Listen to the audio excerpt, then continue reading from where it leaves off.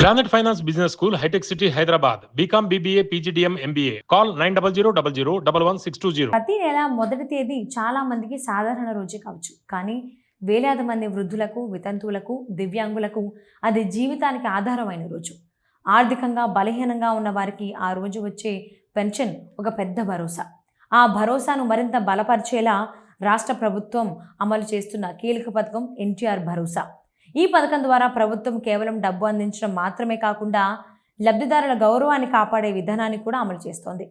ప్రతి నెల 1వ తేదీన వాలంటీర్లు లేదా గ్రామ లేదా వార్డు సచివాలయ సిబ్బంది నేరుగా లబ్ధిదారుల ఇంటి వద్దకే వెళ్లి పెన్షన్ అందజేస్తారు. ఈ విధానం వృద్ధులు, దివ్యాంగులు ఎక్కడికైనా వెళ్లాల్సిన ఇబ్బందిని తొలగించి వారికి మరింత సౌకర్యాన్ని కల్పిస్తోంది. పథకం కింద వృద్ధులు, వితంతువులు, ఒంటరి మహిళలు, చేనేత కార్మికులు, మత్స్యకారులు వంటి వర్గాలకు నెలకు 4,000 రూపాయల చొప్పున పెన్షన్ అందిస్తున్నారు. ఇది గతంలో ఉన్న 3,000 రూపాయలతో పోలిస్తే గణనీయంగా పెరిగింది.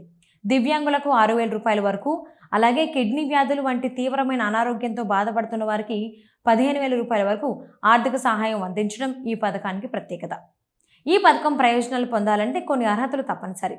అభ్యర్థి ఆంధ్రప్రదేశ్కు చెందినవారు అయి ఉండాలి. తెల్ల రేషన్ కార్డు కలిగి ఉండాలి. కుటుంబ ఆదాయం ప్రభుత్వం నిర్ణయించిన పరిమితిలో ఉండాలి. వృద్ధాప్య పెన్షన్ కోసం కనీస వయస్సు 60 సంవత్సరాలు కావాలి. అలాగే 4 చక్రాల వాహనం అంటే టాక్సీ, ట్రాక్టర్ మినహా లేకపోవడం, నిర్దిష్ట పరిమితికి మించిన భూమి లేకపోవడం వంటి నిబంధనలు కూడా వర్తిస్తాయి.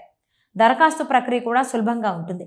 గ్రామ లేదా వార్డు సచివాలయాల్లోని డిజిటల్ అసిస్టెంట్ను సంప్రదించి Aadhaar card, ration card, bank passbook, photo వంటి పత్రాలు సమర్పించాలి. దరఖాస్తు అనంతరం అధికారులు క్షేత్రస్థాయిలో పరిశీలన జరిపి అర్హతను నిర్ధారిస్తారు. సాధారణంగా 15 నుంచి 20 రోజుల్లో పెన్షన్ మంజూరవుతుంది. అదనంగా నవశకం పోర్టల్లో ద్వారా దరఖాస్తు స్థితిని ఆన్లైన్లో సులభంగా తెలుసుకునే అవకాశం కూడా ఉంది. మొత్తంగా చూస్తే ఎన్టీఆర్ భరోసా పథకం రాష్ట్రంలో సామాజిక భద్రతకు కొత్త అర్థాన్ని తీసుకొచ్చింది.